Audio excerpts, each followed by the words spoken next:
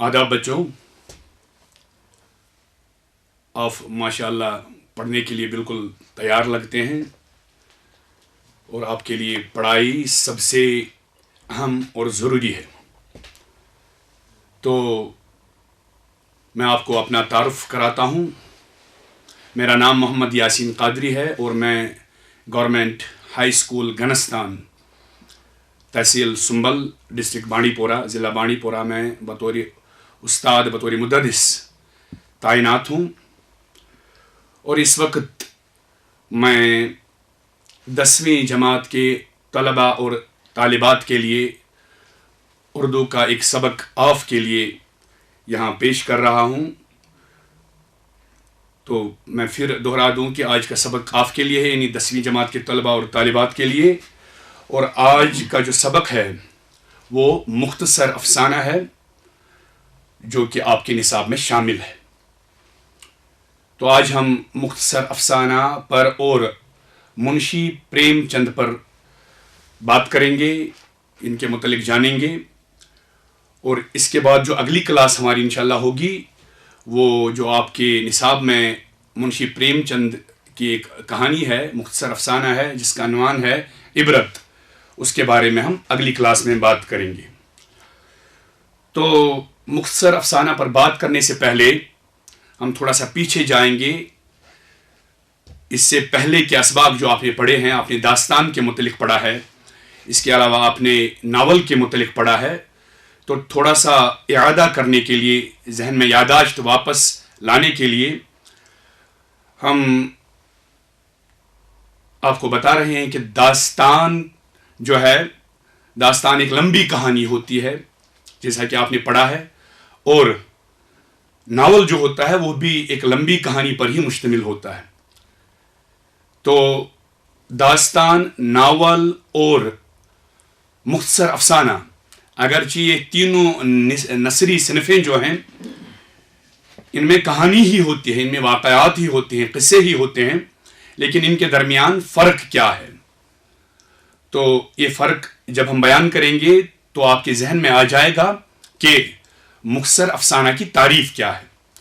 तो मुख्तसरन में यहाँ फिर आपको याद दिला दूँ कि दास्तान एक लंबी कहानी होती है और नावल में भी एक लंबी कहानी होती है, लेकिन दास्तान में पुराने ज़माने के किस्से, पुराने ज़माने के वाक़यात, जिनके लिए आपने लफ्ज़ पढ़ा है मुहय्यरुल अक़ूल वाक़यात, अक्ल को हैरान कर देने वाले वाक़यात, या इसी तरह माफोकुल फितरत चीज़ों के बारे में दास्तान होती है। दास्तानों में जिन्नों के किस्से, परियों के किस्से जो आज के दौर में नहीं चलते, इन्हीं चीज़ों को हम माफोकुल फितरत कहते हैं, जिसके लिए आप की अंग्रेज़ी ज़बान में सुपर नेचुरल का लफ्ज़ है। तो दास्तान में यही चीज़ें होती थी और ये दास्तानें किस्सा दर किस्सा बयान होती थी। तो आपने एक दास्तान अपनी निसाबी किताब में पढ़ी है, एक दास्तान का हिस्सा सैर चौथे दरवेश की, मीर अमन दहलवी के मुतलिक आपने पढ़ा है, सुना है। तो नावल और दास्तान में फ़र्क यह है कि नावल में भी कहानी ही होती है और लंबी कहानी होती है दास्तान की तरह, लेकिन नावल जदीद दौर की तर्जुमानी करती, नावल जदीद दौर की तर्जुमानी करता है। नावल में जिन्नों परियों के किस्से नहीं होते, ऐसे किस्से दास्तानों में होते हैं। नावल में जदीद तर्ज ज़िंदगी को बयान किया जाता है, जदीद ज़िंदगी के वाक़यात को बयान किया जाता है। तो अब आते हैं हम आज के सबक पर, यानी मुख्तसर अफसाना पर। मुख्तसर अफसाना में भी एक कहानी ही बयान होती है, लेकिन मुख्तसर अफसाना दास्तान और नावल से इस लिहाज से अलग है कि मुख्तसर अफसाना जैसे कि लफ्ज़ से ही वाज़ेह होता है, मुख्तसर होता है। मुख्तसर अफसाना की तारीफ जो की गई है, तो आपके लिए मैंने यहाँ बोर्ड पर लिखा है कि मुख्तसर अफसाना एक ऐसी कहानी है जिसकी एक इब्तिदा हो, इर्तिका हो और खातिमा हो, और जो जिंदगी की बसीरत में इजाफा करे। इस जुमले का मतलब समझाने से पहले मैं आपको ये बता दूं कि मुख्तसर अफसाना जो होता है, इसके लिए जरूरी है कि कारी, पढ़ने वाला, एक ही निशस्त में इसको पढ़ सके। यानी नावल लंबा होता है, नावल अगर आप पढ़ेंगे تو ناول میں کیا ہوگا کہ آپ کو ناول ایک ہی نشست میں آپ سے پڑھا نہیں جائے گا. کوئی بھی قاری ہو اس کو ناول کے پڑھنے پر جب وہ آئے گا تو ناول کا ایک حصہ آج پڑھے گا, ایک حصہ کل پڑھے گا, کیونکہ ناول پوری کتاب ہوتی ہے, ایک بہت لمبی کہانی ہوتی ہے. اس کے برعکس جو مختصر افسانہ ہے وہ ایک ایسی کہانی ہوتی ہے جس کو ایک ہی نشست میں پڑھا جا سکے. تو مختصر افسانے کے لیے یہ چیز بہت ضروری ہے کہ ایک ہی سٹنگ میں, ایک ہی نشست میں اس کو پڑھا جا سکے. اب اس تعریف کی طرف آپ آ جائیے. ایک ایسی کہانی جس کی ایک ابتدا ہو, شروعات ہو, جو شروع ہو جائے پھر ارتقا ہو, یعنی کہانی ترقی کرے, آگے جائے. جو کہانی بیان ہو رہی ہے ابتدا کے بعد اب یہ آگے جائے, واقعات کے اعتبار سے, موضوع کے اعتبار سے, کرداروں کے اعتبار سے اب یہ کہانی ترقی کرے, آگے جائے اور کلائمیکس کی طرف جائے. کلائمیکس کو خاتمہ کہتے ہیں اردو میں. تو یہ خاتمہ بھی ضروری ہے ایک مختصر افسانے کے لیے, اور خاتمہ اس طرح سے ہوتا ہے ان افسانوں میں, مختصر افسانوں میں, اور ضروری ہے اس کے لیے کہ جو پڑھنے والا ہو, جو قاری ہو یا مختصر افسانہ سننے والا ہو, اس کے ذہن میں کوئی خلش نہ رہے. تو آپ نے یاد رکھا کہ ایک ایسی کہانی جو ایک ہی نشست میں پڑھی جا سکے, جس کی ایک ابتدا ہو, ایک شروعات ہو, پھر آہستہ آہستہ یہ قصہ جو اس میں بیان کیا جا رہا ہے, جو واقعہ بیان کیا جا رہا ہے, وہ آہستہ آہستہ تکنیکی لحاظ سے ترقی کرے, اور پھر اس کا ایک اختتام ہو, اور اختتام ایسے ہو کہ قاری مطمئن ہو جائے, اس کے ذہن میں, اس کے قلب میں, اس کے دل میں کوئی تشنگی باقی نہ رہے. اور اس کے لیے ایک اور چیز ضروری ہے, وہ یہ کہ کہانی ایسی ہونی چاہیے کہ پڑھنے والے یا سننے والے کی زندگی, اس کے ذہن میں زندگی کی بصیرت میں اضافہ کرے. اس کا مطلب یہ ہوتا ہے کہ انسان کو کہانی پڑھ کر ایک زندگی کا کوئی نہ کوئی تجربہ حاصل ہونا چاہیے, یا یوں کہیں کہ کوئی نہ کوئی سبق ملنا چاہیے. تو یہ مختصر افسانے کی تعریف ہے. تو آپ کی نصابی کتاب کے صفحہ نمبر 37 پر مختصر افسانہ کے بارے میں ایک نوٹ درج ہے. آپ اپنی نصابی کتاب سے بھی اس بارے میں, اس سلسلے میں استفادہ کیجئے, اس سے بھی مدد لیجئے. اب اس کے آگے جو ہم نے اگلی کلاس میں جو مختصر افسانہ پڑھنا ہے, عبرت, اس کے کہانی کار ہیں, افسانہ نگار ہیں, اردو کے بہت ہی مشہور افسانہ نگار اور ناول نگار, بلکہ اردو زبان کے پہلے افسانہ نگار منشی پریم چند. یہاں میں آپ کو یاد دلا دوں, چلو آپ ہی بتا دو مجھے کہ اردو زبان کے پہلے ناول نگار کون ہیں. شاباش, ہاں, اردو زبان کے پہلے ناول نگار ہیں مولوی نذیر احمد, ڈپٹی نذیر احمد. آپ نے مولوی نذیر احمد کے ناول مرعۃ العروض سے ایک حصہ پڑھا ہے, ایک اقتباس پڑھا ہے پہلے ہی, جس کا عنوان ہے اور مزاج دار لٹ گئی. تو اردو کے پہلے ناول نگار ہیں ڈپٹی نذیر احمد, جن کو مولوی نذیر احمد بھی کہتے ہیں, لیکن اردو کے پہلے افسانہ نگار ہیں منشی پریم چند, اور یہ نام بڑا ہی مشہور نام ہے اردو ادب کے حوالے سے. تو میں آپ کو بتا دوں کہ منشی پریم چند کا یہ قلمی نام ہے, آپ اس نام سے تو مشہور ہوئے, لیکن آپ کا اصلی نام تھا دھنپت رائے. منشی پریم چند کا اصلی نام دھنپت رائے. آپ نے آگے چل کر اس پر نوٹ بنانا ہے, تو آپ یہ ان نقطوں کو یاد رکھیں. منشی پریم چند کا اصلی نام دھنپت رائے, اور آپ کی پیدائش 1880 عیسوی میں ہوئی بنارس کے ایک گاؤں میں. بنارس شہر ہے, بڑا ہی مشہور شہر ہے, وہیں بنارس کے مفازات میں ایک گاؤں میں آپ کی پیدائش ہوئی. اور کس سنہ میں ہوئی, کس سال میں؟ شاباش, 1880 عیسوی میں. اور آپ نے اس وقت جیسے ہوتا تھا کہ ابتدائی تعلیم کسی پنڈت سے حاصل کی جاتی تھی یا کسی مولوی صاحب سے حاصل کی جاتی تھی, مکتب جا کر یا ان کے گھر جا کر حاصل کی جاتی تھی. تو وقت کے حساب سے دھنپت رائے نے, یعنی منشی پریم چند نے بچپن میں ایک مولوی صاحب کے گھر جا کر ان سے اردو اور فارسی کی تعلیم حاصل کی, کیونکہ فارسی اس وقت بہت چلتی تھی, فارسی زبان, اور اردو زبان اور فارسی زبان انہوں نے ایک مولوی صاحب سے سیکھی. اس کے بعد آپ نے مزید تعلیم حاصل کی گورکھپور کے ایک مشن سکول میں. گورکھپور بنارس سے الگ جگہ ہے, چونکہ آپ کے والد ڈاک خانے میں ملازم تھے, ان کے تبادلے ہوتے رہتے تھے, تو اپنے والد صاحب کے ساتھ یہ گورکھپور گئے، ان کے والد صاحب کا تبادلہ ادھر ہوا، تو انہوں نے وہاں مزید تعلیم ایک مشن سکول سے حاصل کی، تو وہاں سے اس سکول سے انہوں نے اپنا میٹرک کا امتحان پاس کیا۔ تو اس کے بعد حالات کی وجہ سے ان کے حالات کچھ ٹھیک نہیں تھے، مالی حالات ٹھیک نہیں تھے، تو حالات کی وجہ سے ان کو اپنی تعلیم میٹرک کے بعد چھوڑ دینی پڑی، اور پھر انہوں نے ملازمت کی۔ ملازمت انہوں نے محکمہ تعلیم میں کی، بطور استاد، بطور مدرس آپ تعینات ہوئے، اور جب آپ بطور استاد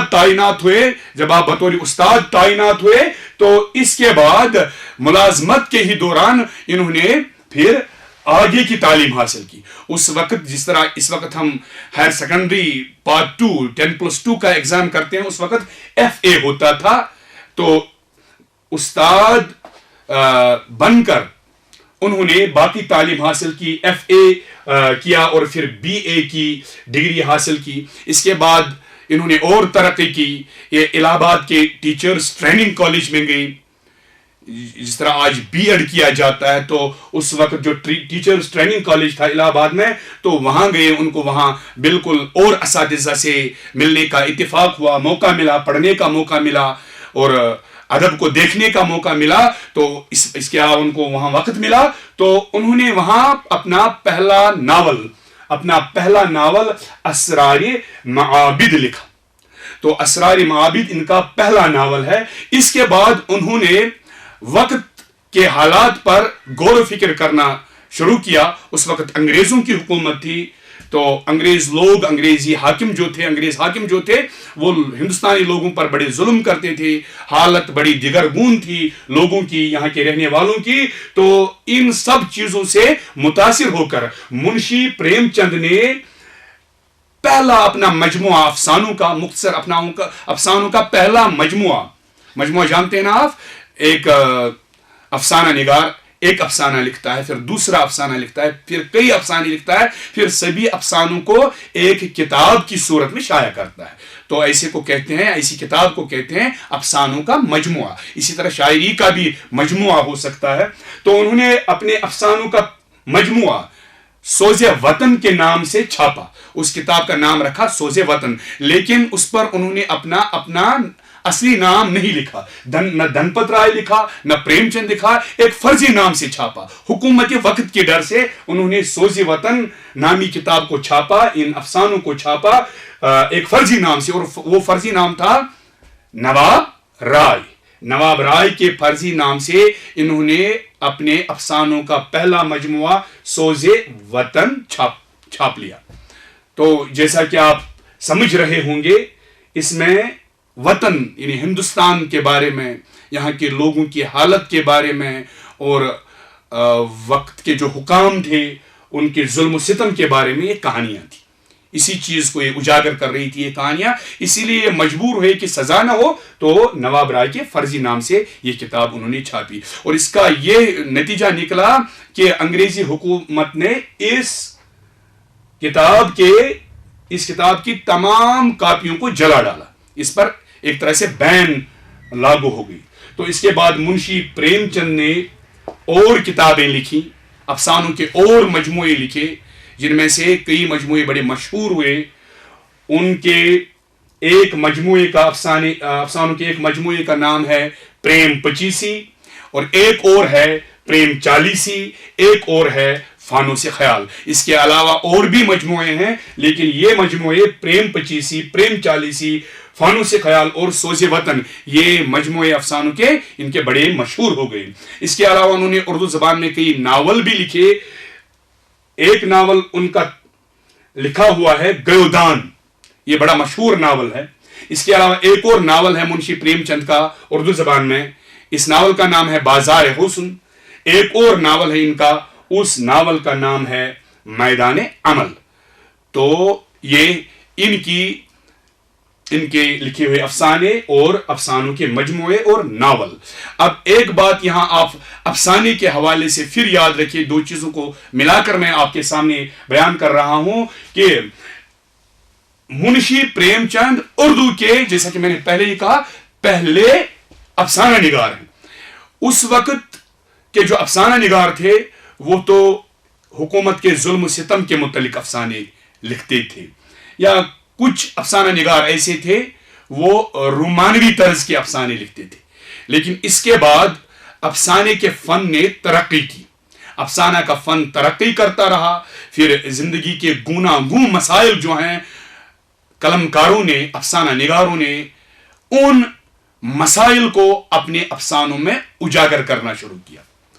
پہلے آزادی کے متعلق، وطن کی حالت زار کے متعلق زیادہ تر افسانے لکھے گئے، یا اس کے علاوہ جیسا کہ چل رہا تھا، جیسا کہ اثر تھا داستانوں کا کہ حسن و عشق پر مبنی افسانے لکھے جاتے تھے. لیکن پھر افسانے نے ترقی کی، اس فن نے ترقی کی، تو لوگوں نے، قلمکاروں نے پھر دوسرے مسائل پر افسانے لکھنا شروع کیے.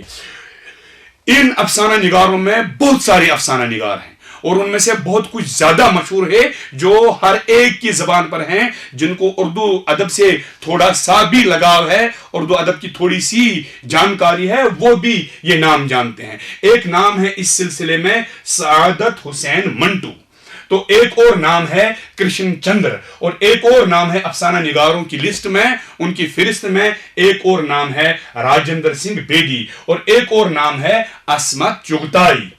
پھر آگے چل کر اس فن کو اور ترقی افسانہ نگاروں نے، آگے والے پھر آنے والے افسانہ نگاروں نے پھر اس کو ترقی دی.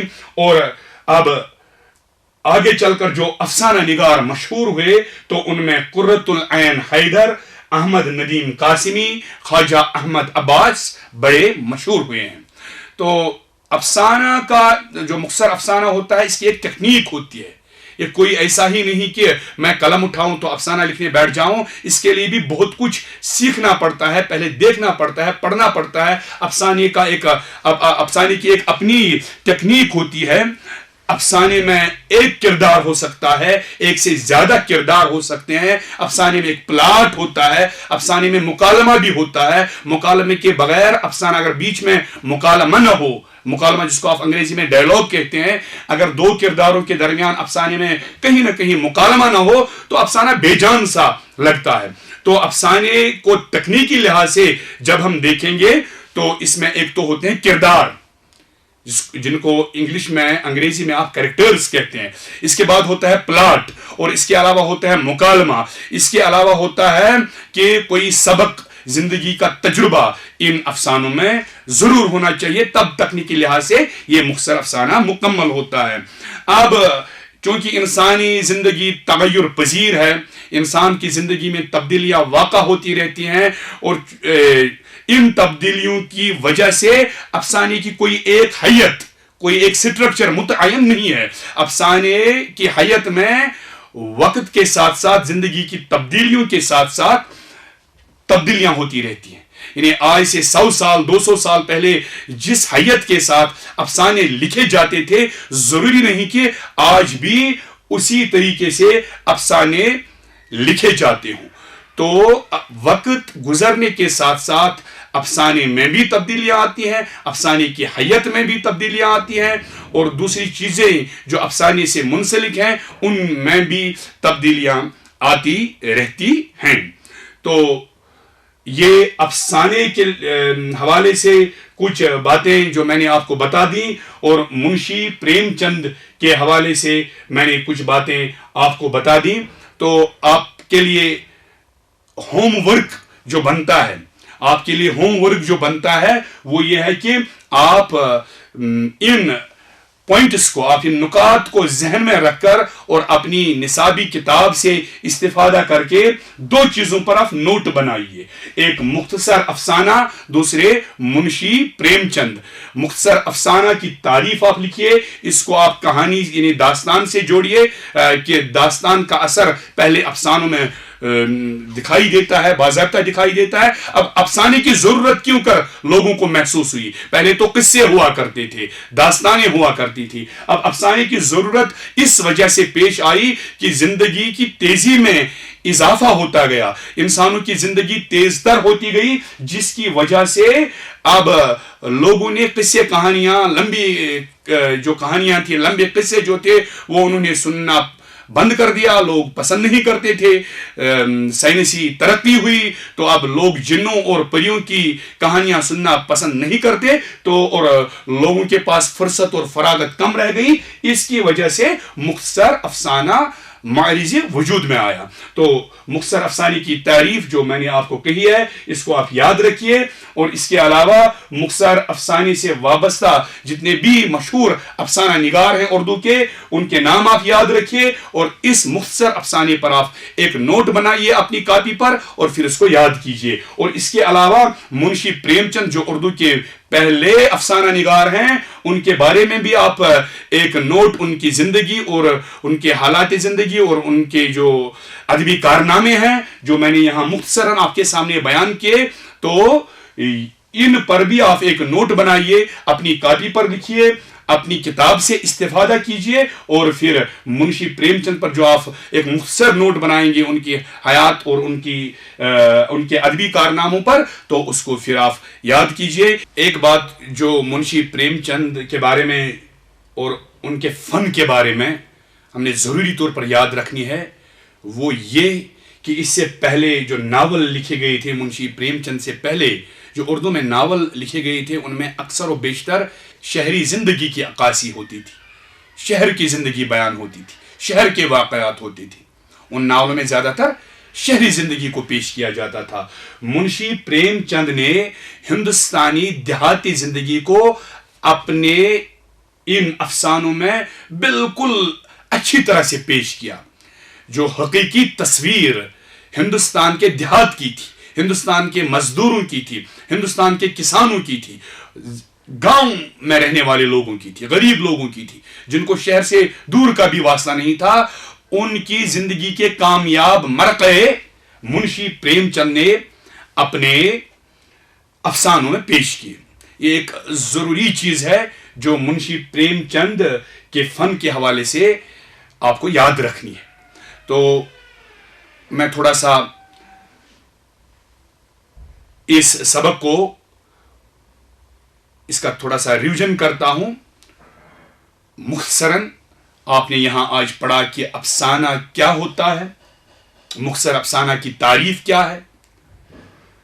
اس کے بعد آپ نے پڑھا کہ پہلا افسانہ نگار اردو زبان کا ہے منشی پریم چند۔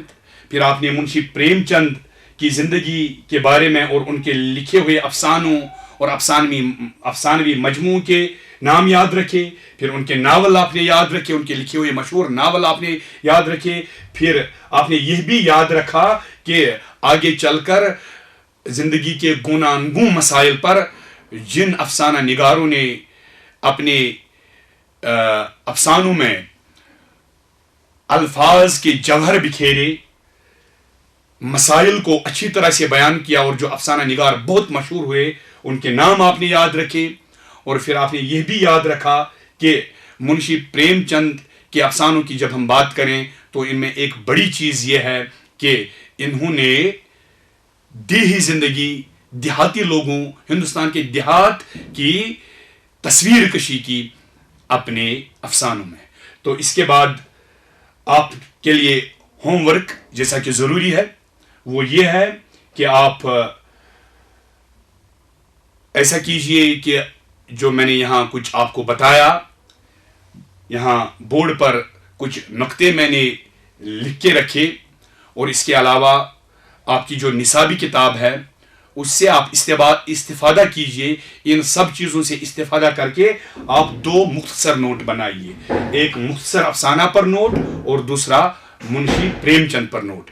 ان نوٹوں کو آپ پہلے رفلی لکھیے، پھر اپنی فیئر کاپی پر اردو کاپی پر ان کو نقل کیجئے، پھر ان کو زبانی یاد کیجئے۔ انشاءاللہ اگلی جو ہماری کلاس ہوگی وہ منشی پریم چند کے لکھے ہوئے افسانہ عبرت کے بارے میں ہوگی۔